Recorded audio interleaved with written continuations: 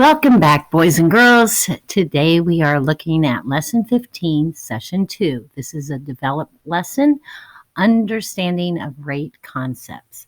So if you will open your book to page 351 and grab your pencil, and let's get ready to look at rates. This problem's about riding amusement rides at a theme park. And if you've ever been to a theme park, you might want to know which ride you have the shortest wait on. So let's read these two problems involving rates. Number 1, at a theme park, passengers are waiting in line for 3 rides. The roller coaster can load 60 passengers every 5 minutes. Complete the model to show the rate at which passengers are loaded per minute. Notice we have a double number line. Minutes are on the bottom and passengers on the top. We're going to start out with 60 passengers every 5 minutes. So that is the end part of this. We want it because we want to simplify this. Let me put on the drawing. We want to put 60 passengers every 5 minutes. And I want to know how many passengers can be loaded on this roller coaster every 1 minute. Stop the video and see if you can figure out how many passengers it would be. Hopefully you have seen that you could divide both of these number lines by 5, and therefore I would have 1, 2, 3, 4, and 5, 12, 24, 36, 48. If you didn't do this, go ahead and write this in your book. And then we have our ratio, 12 to 1. Anytime we have a 1, that is our rate. So the loading rate is 12 passengers per minute, meaning in 1 minute, 12 passengers gets on. C, the swinging ship can load more passengers than the roller coaster in the same amount of time. Is the loading rate for the swinging ship faster or slower than the rate of the roller coaster? Write your answer down.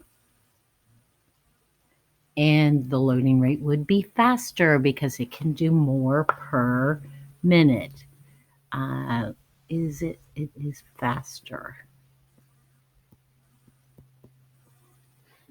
Part 2A. Every 8 minutes, the river raft can load 88 passengers. Complete the model to show the rate at which passengers are loaded per minute. Again, a double number line. This time they want you to put the tick marks in to divide up your number lines.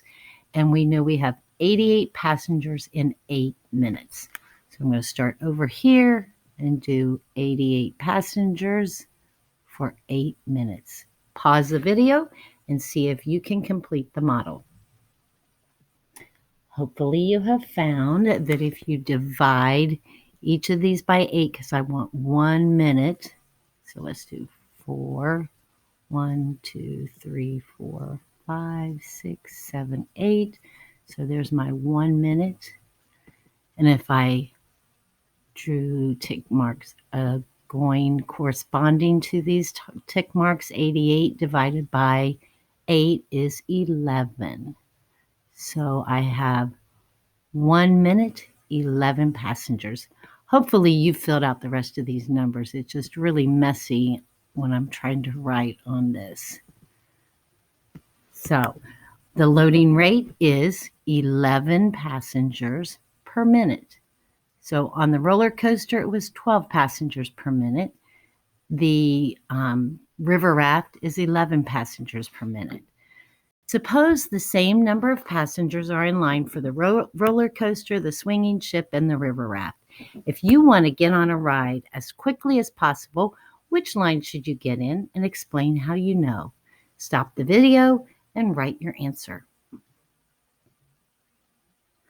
You should have said the swinging ship, because we know up here it said the swinging ship can load more passengers than the roller coaster. The roller coaster is 12 passengers per minute. The river raft is 11 passengers per minute. So I know because it is the fastest loading rate. Fastest loading rate. So that means that's going to be the quickest line to get in. Fastest loading rate. And remember, if I have one of my numbers as 1, then that's my rate. So look at the next page. Whoops, this was when I tried to videotape the other day. I'm going to go ahead and erase this. I had all kinds of trouble trying to record. It kept stopping on me, so I finally gave up and started again. So I'd like to talk through this without you seeing all this messy stuff. And it looks like it's going to freeze on me again. Maybe I should just leave it alone. Okay, I'm going to just leave it alone. I guess it's just like really slow. Okay, so now let's look at model it. So you can write two ratios for any ratio relationship. So meaning I can give a 1 to either one of the two things that I'm measuring. Take a look at the table. It takes Adriana 20 minutes to walk 5 blocks to the library. Complete the table of equivalent ratios to show that Adriana's two rates. So if you come and look at the table, okay, this is bothering me, sorry. It's working now, and I got to do it while it's working. Okay, here we go. Here's my table. If I have 20 minutes, I walk 5 blocks. So that means in 1 minute, how many blocks would I walk? So if you think about it, I did 20 divided by 20 gives me 1. What is 5 divided by 20? You could do 5/20ths, but what does that equal to? How about 1/4 of a block? And then I could do the reverse. If I look at blocks, if I do 5 divided by 5 gives me 1. What is 20 divided by 5? So here's my two ways I could find a rate. In 1 minute, I walk 1/4 of a block, or in 1 block, it takes me 4 minutes. So there's our A part. Let's look at B. Describe the rate Adriana walks in blocks per minute and in minutes per block. So blocks per 1 minute. So she does 1/4 of a block in 1 minute. And she does 1 block in 4 minutes. Adriana wants to know how many blocks she can walk in 45 minutes. Explain why she can use her rate in blocks per minute to find the answer. So why could she use that? If you think about, because the rate tells you how many blocks she can walk in 1 minute, and to find the answer, I would just multiply the number of blocks she can walk in 1 minute by 45. So you could just say multiply 1 block by 45 minutes to get my answer. Okay, next part, connect it. Complete the problems below. Suppose Adriana walks faster on her way home from the library. How will this affect her rate in blocks per minute? Explain. So I want you to stop and write that answer down. And you can do number 5. Use a model to show the snail's rate in centimeters per minute and its rate in minutes per centimeter. Describe each rate in words. Stop the video and come back and check. For number 4, I would put she will walk a greater distance in 1 minute, so her rate in blocks per minute will increase. So her rate will increase. And with the snail, I could have done a table.